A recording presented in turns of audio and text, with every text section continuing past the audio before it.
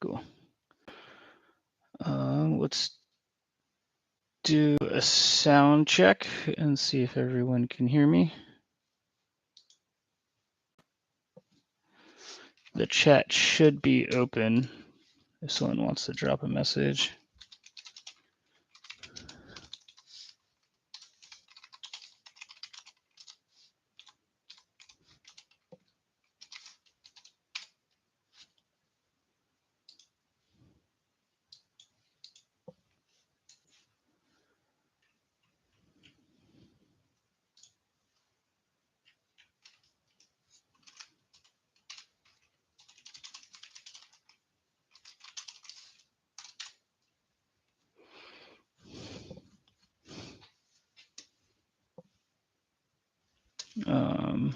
Okay.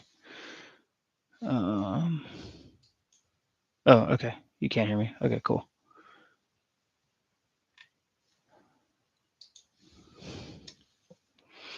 We got about 2 minutes before we get started. So we'll wait for that and then we'll go ahead and get started.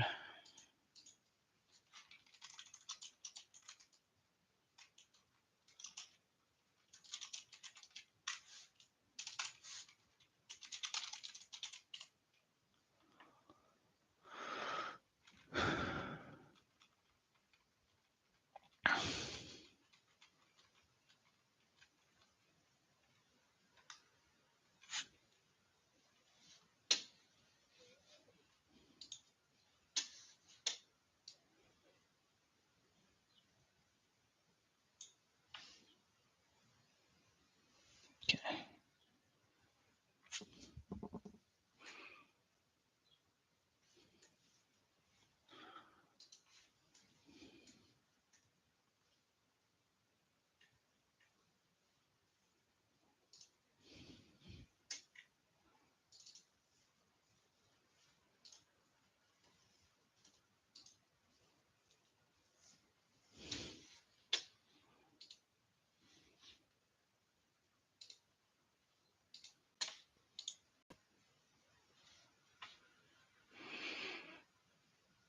Oh, actually, we're right at 12, so we'll go ahead and get started. So this is going to be a little bit of a different format than we've done in the past. We want to try and do like kind of a pop-up discussion where we take questions and do it a little more informal than like a full webinar with slides and all that kind of stuff. So I'll go ahead and set the stage.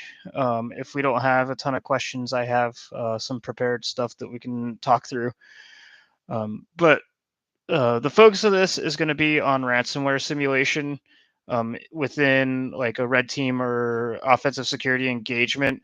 We've been getting a sharp increase in requests for it from our customers, and our opinion on it has been evolving a little bit. For a very long time, we just kind of flat out didn't do it because we thought there were a lot of risks involved with it, and there are, not to say that there aren't. But we just thought that those risks outweighed the benefits and that a lot of our traditional testing stuff would cover those things. But ransomware has grown exponentially. Last year, there was like, I think, $1.1 billion in ransoms collected, as well as like shifting tactics. So it's gone from just encrypting data to encrypting data and deleting backups to now including also data exfiltration and extortion. So on top of the encryption of the data, the threat actors are now also looking to use the release of that data to force companies to pay higher fees. And even if they're able to, say, recover backups, they still are being held ransom for to prevent the release of that data that's been exfiltrated. So the tactics have been shifting, and just the scope of the problem has increased, which has led to us kind of changing our opinion on it. So I'll stop there and see if anyone has any initial questions. And if not, I'll go into some of the kind of traditional thoughts on how you should handle ransomware, and then what those traditional methods miss, and then some of the options that we've been looking at to incorporate it into our services for our customers. And the chat should be live. I'll also be checking our Discord to see if there's any questions that pop up there.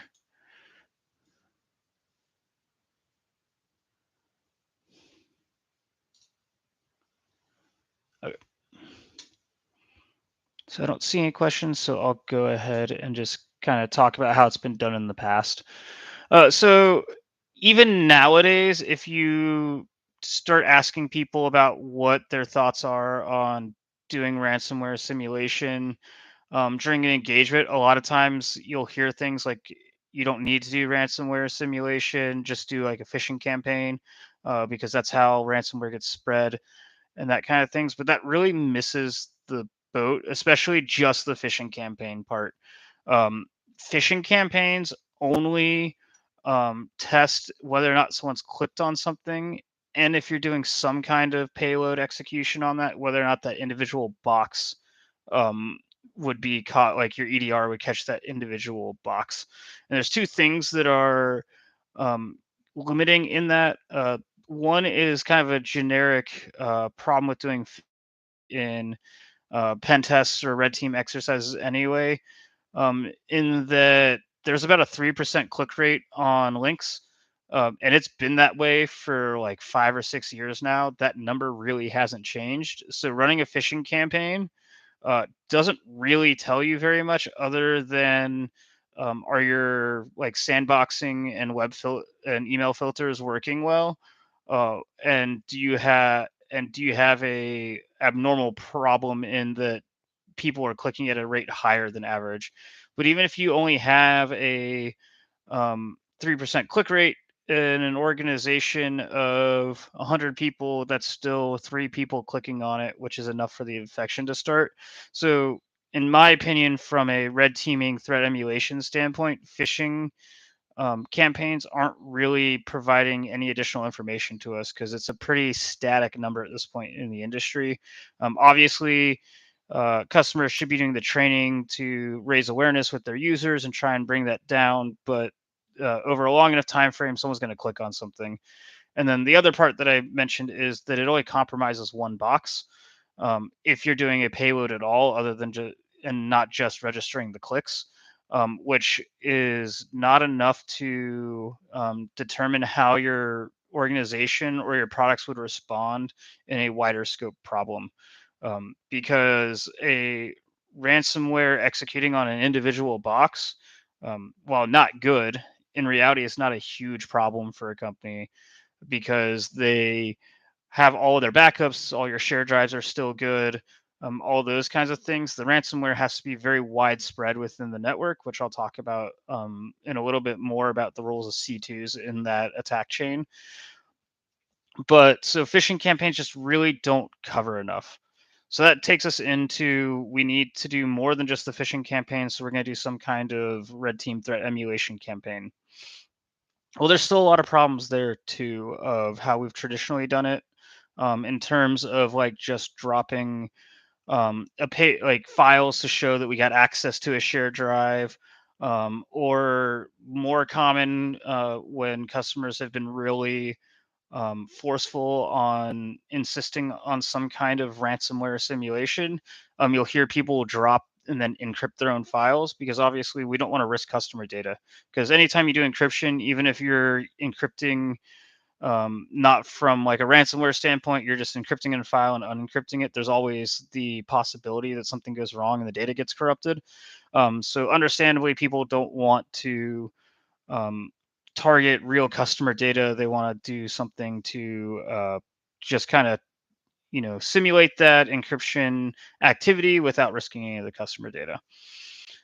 So those are kind of the quick overview of those problems. We actually have a Palo Alto article that I'm going to pull up that we can go ahead and look at. That does a really good job of examining a couple of open source projects and then the shortfalls that occur in a lot of the ransomware simulation as it's done now, and then we'll talk about those risks. But I'll again pause to see if we have any questions.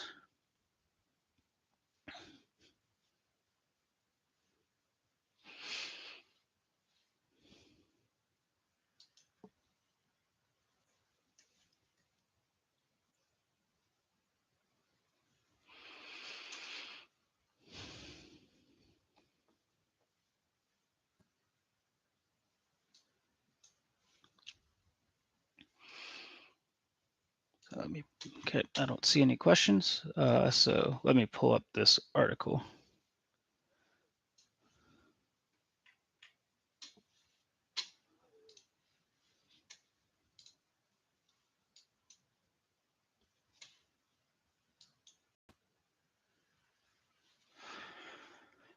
So this article is a couple of years old at this point, about 2 years old. Actually, almost exactly 2 years old. From Palo Alto, and it's a really good article that kind of overviews the kill chain of ransomware. That's what these steps are here. Of you do initial access through like phishing or leveraging valid accounts, then code execution, inject code, security blinding, all those things that we do as part of a more traditional, threat emulation.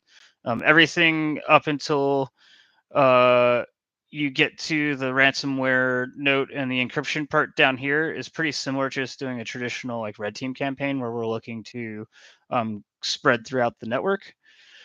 So they do this overview, and then they go through a lot of the shortfalls um, that occur during this type of testing. So the first one I mentioned earlier is encrypting files that you drop. Um, which is a understandable alternative and for protecting customer data, but it has the really big shortfall that dropping and manipulating your own file shouldn't cause a security product to trip, because that's very common behavior for lots and lots of things. Whether that's like email encrypting its own, signing stuff and encrypting its own things, or just um, Word putting a password protection on a file. Like lots of things drop and manipulate their own files on disk. So you're not really going. You shouldn't be triggering security software. Um, if you are with those kinds of tests, your tools are either overtuned in the sense that they are going to be having a ton of false positives, or they're specifically looking for behavior of a test, not for an actual ransomware event. So I'm going to go through the shortfalls first, and then we'll talk about ways to address these. Next is kind of dropping the known extensions. I don't think this one's as much of a problem for a lot of shops nowadays. I think we've matured a little bit, but for a while, people were just dropping a file that would come with a known ransomware extension. And again, you're not really testing for anything other than can the um, software identify that there's a malicious extension on the computer, which sure we should and make sure that our tooling does detect that stuff, but that's not really um, valid outside of just did we detect a specific extension. It's not doing any behavioral detection. That's very trivial um, for threat actors to change and for software to change as well. It's literally going in and often just changing a handful of lines of code. Not deleting backups is a really big one, and this is probably the hardest one to address, if at all, because targeting backups is very, very risky outside of a lab. But it is what ransomware does: prevent companies and victims from being able to recover their files. Because if you can just recover your files, there's a chance that you're not going to pay the ransom.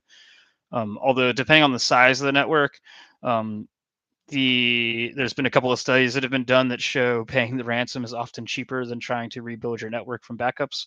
So some of the large organizations, even if they have their backups, just pay the ransom. But not deleting backups is a huge shortfall of ransomware simulators everywhere. Going along with that, dropping and encrypting our own files is the context that ransomware executes from. If you're not executing your ransomware simulation software from some kind of context that would go along with like a traditional command and control framework, you're really missing what the security software should be flagging on. If I'm just a user that's double clicking an exe and launching a program, that removes a lot of the weak indicators that can be correlated to identify ransomware, which is how a lot of these open source projects work. Because this whole article, all these ones you see here, like Shino Lock or PS Ransom, these are all open source projects. PS Ransom's really the only one that has like a significant following.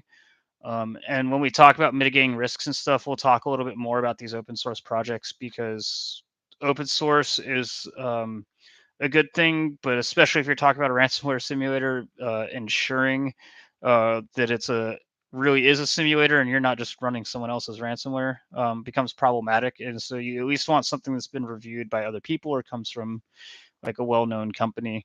And most of these were reviewed by Palo Alto, so that gives you a little bit of encouragement. But they have like 20 stars on GitHub, which is very, very little.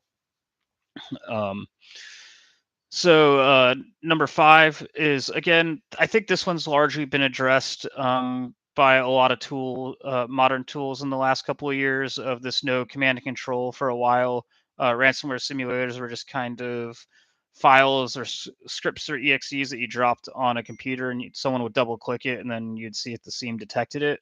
But a lot of tools have come out, some paid ones like Scythe, as well as like we've integrated some like PS Ransom into Empire that now kind of address this specific problem.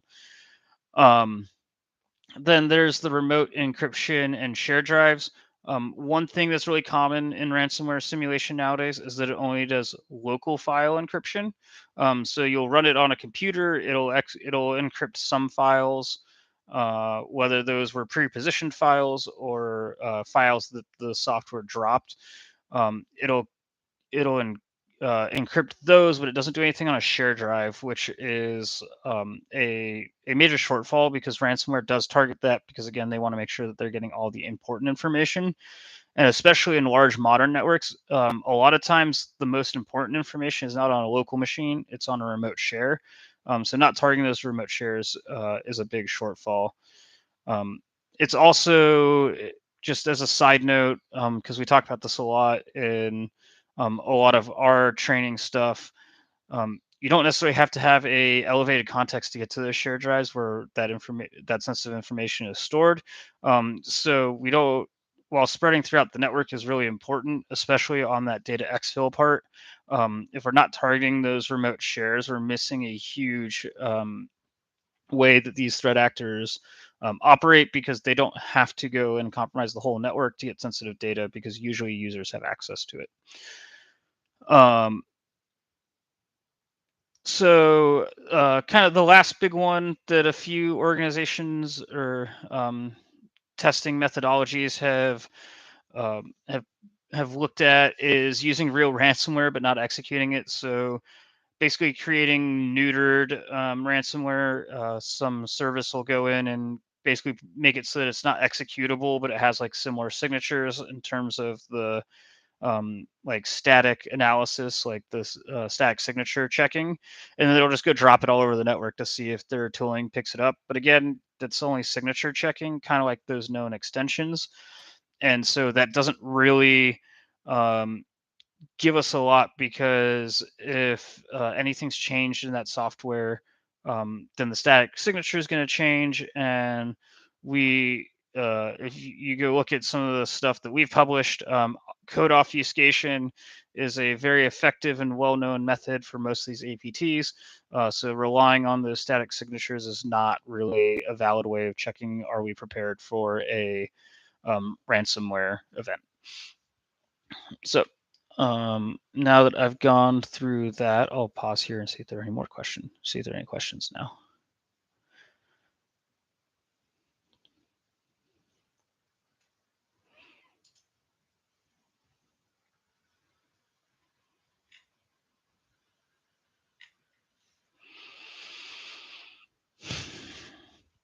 No. So just again, if you, I will drop this link in the chat so you guys can go look at it because these, what is it, 6 projects right here are some well-known, are kind of some open source ransomware simulators that have been tested by Palo Alto, so they're at least a little trustworthy.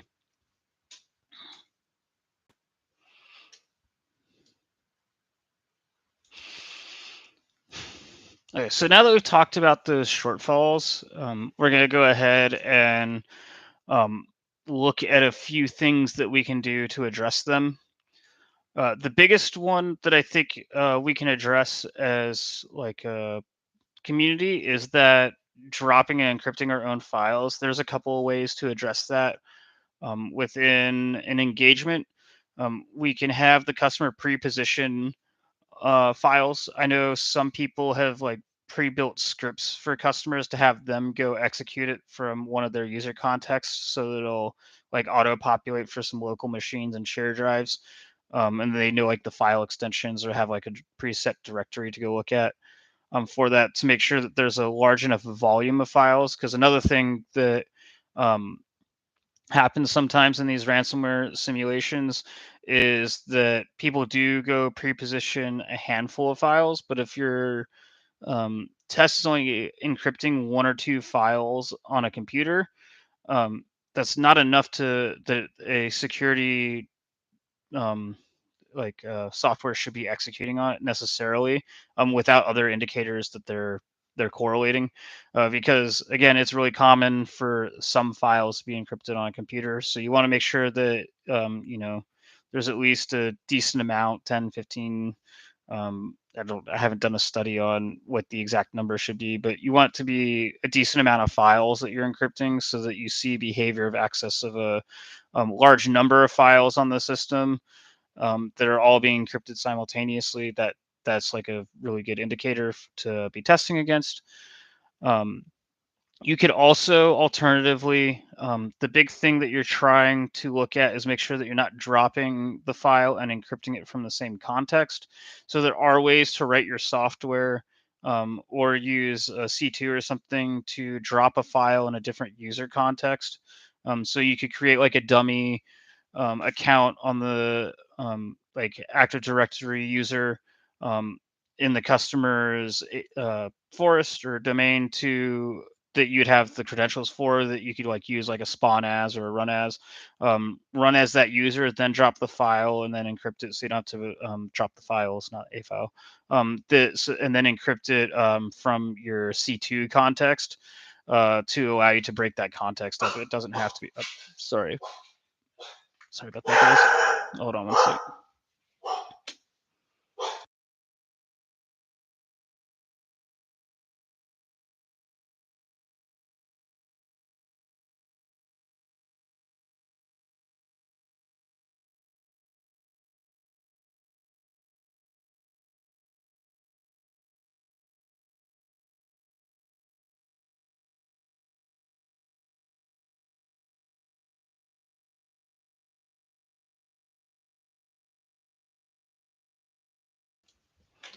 Sorry about that. Someone was knocking on my door.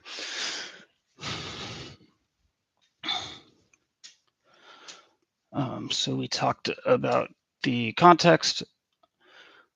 Um, so the not deleting backups is one that I don't think I have a really good answer for because it's just, in my opinion, it's too risky. We've had customers ask about it. Um, but unless you are setting up a lab and going and running it on a non-operational network, I don't think that there's really a safe way to target backups. If anyone has seen a method or done something that they're aware of that they think is safe or reliable, I'd be interested in hearing it. Feel free to drop it in the chat. Um, but that's one that I tend to avoid. A lot of the vendors of those security products know that it is something of concern, so they're usually fairly good at um, making sure that aspect is being monitored. But yeah, that's kind of my opinion on that. I don't think targeting backups is really uh, the best thing to do. And then the next thing that we're going to talk about is that context and the command and control part, because there's a couple of interesting things to talk about here from a community standpoint. Um, one is you have to use command and control. I don't think nowadays many people aren't. Standard red team engagements involve that because we know that threat actors spread throughout the network. So that part of doing like a standard red team engagement is still really useful for a customer. So if you are of the opinion, no encryption, we're never going to do that. It's too risky. Um, Doing command and control and standard red team engagements, checking for lateral movement and those kinds of things are still extremely valuable to the customer, because if the threat can't spread, then it's not going to be a successful ransomware attack. I mentioned that at the beginning. Encrypting a single box doesn't do a whole lot for a ransomware operator, so they need to spread throughout the network. So catching those lateral movement techniques is really effective. But the other thing that I think is an interesting discussion that people get very heated about is in the open source community, we've kind of accepted that making C2s and publishing them is a net positive for the cybersecurity posture of businesses and clients and government and stuff as a whole. Um, so we think even though our tools are sometimes used for nefarious reasons, because if we're building it for a red team, that means that a threat actor could use it. We still think that there's a net positive in publishing that stuff. But there's kind of a mutually agreed upon stance that publishing a ransomware simulator is like verboten. Like you can't do that. It's you're crazy. You're doing nothing but enabling threat actors if you do that. But the reality is that we're already enabling threat actors if that's the stance that you're going to take. Because without the C2 frameworks that are being published, there is no ransomware attack. So I do think that there needs to be some more discussion on how do we address this problem, um, because this is a very common ask from customers nowadays. We ended up integrating PS Ransom into Empire a while back, and it created a lot of noise. We had a number of well-known people telling us they thought it was irresponsible of us to do that. But PS Ransom has been published for a long time. It was already on GitHub and stuff, and not everyone can afford to build their own toolings. Like all those people that um, called us irresponsible and stuff, when we asked them like, "Are you not seeing this from your customers?" They acknowledge that customers are asking for those activities, but they said, "Well, I have my own private tool that I use to do that. I just don't think you should be publishing it." Um, but a lot of small shops can't afford to do their own tool development. They can afford to hire someone that's trained to run a C2 and use the modules in it, but doing their own tool development is just something they can't afford. And especially outside the US, if you're talking about um, other markets like Asia or Africa or South America, those kinds of markets can't afford like a Cobalt Strike or a closed source tool. Um, and they have even smaller budgets for their security staff than we do. So I think that there needs to be a lowering of the barrier of entry for people to be able to conduct this kind of testing within their organization. Um, and I think that drawing the line at ransomware is an interesting uh, line to draw, just because without the C2s, we could publish the ransomware with it and it wouldn't really be a problem because the C2s are the core enabler of all these attacks.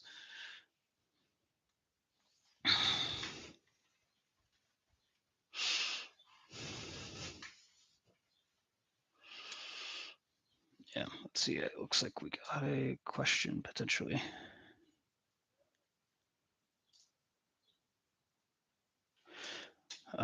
Nope. Looks like we got those. Yeah. So that's kind of like my little rant on that.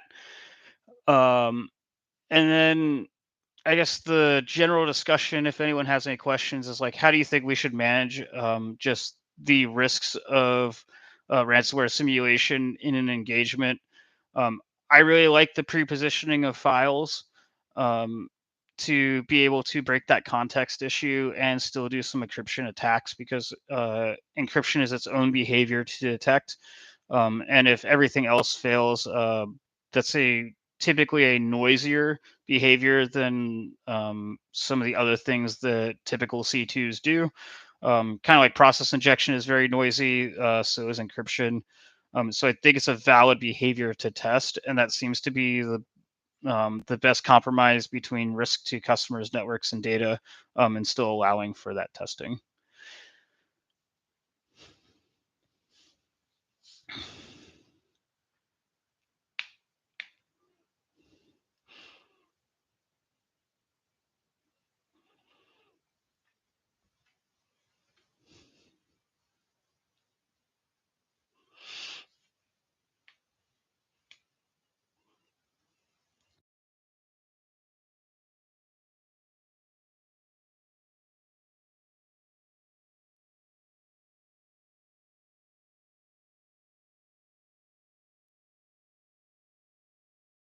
Sorry, I lost my mic there for a second. Um, we're at about 30 minutes, which was what I wanted this discussion to be, like a quick kind of lunch break type of thing. So if there aren't any more questions, I'll go ahead and end the stream. We'll be available on Discord. And if you find this topic interesting, it's something that we explore more in our upcoming training at HackMiami, where we're doing an Empire Ops tactics course focused on the Lazarus Group. They're a North Korean APT that's kind of infamous for their use of ransomware. So we will be exploring like how to do this on a customer's network, on a live network using Empire. And if you can't catch it at HackMiami, we'll be doing it at DEF CON as well. So, and then we'll also be publishing the recording of this video, so it'll be available after this for anyone that wants to share it.